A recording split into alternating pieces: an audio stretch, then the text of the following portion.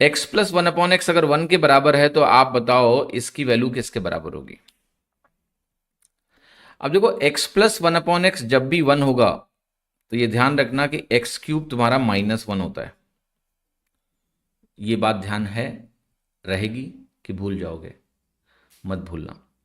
जब भी x plus one upon x 1 होगा तो तुम्हारा जो x क्यूब है वो -1 होगा। बहुत सिंपल, इसको प्रूफ करना कोई बहुत बड़ा काम नहीं है।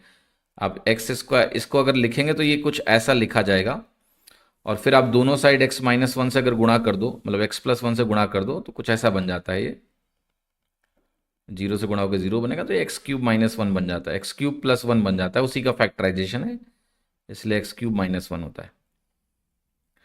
Right. So I just wrote it down so that you know कि ये कैसे होता है, क्यों होता है, ताकि आपके मन में भ्रम तरह तरह के ना पैदा हो। सो अब देखो एक्स क्यूब अगर -1 हो गया तो इसका क्या मतलब है? इसका मतलब यह है कि कोई भी संख्या मेरे पास तुम दे दो, अगर मैं उसको एक्स क्यूब से गुणा करूंगा तो वो -1 गुना हो जाएगी। समझ में आ रही है बात? किसी भी संख्या में अगर एक्स क्यूब से गुणा करोगे तो -1 गुना हो जाएगी। अब एक्स की पावर 67 और एक्स की पावर 70 को देखो, आप कहोगे ये क्या हुआ है, इस वैल्यू को तुमने एक्स क्यूब से गुणा कर दिया, यही तो हुआ, तभी तो वो एक्स की पावर 70 बनेगा। तो ये दोनों वैल्यूज बराबर होंगी, कट जाएगा, क्योंकि वो माइनस साइन के साथ आएगी। एक तरह से एक्स क्यूब से गुणा करने का मतलब तुमने -1 से गुणा किया। यहां देखो पावर में 3 का अंतर है, जब भी 3 में पावर का अंतर होगा तो एक +1 एक -1 कट गया।